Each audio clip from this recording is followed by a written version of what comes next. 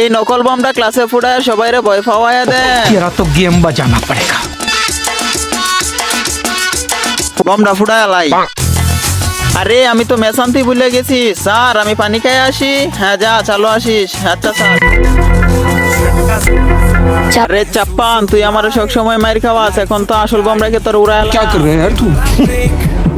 तो मजाक है क्या? চালু করে ফুটায় লাই। আর বাইরে থেকে কেউ বম ফালায় দিছে। বম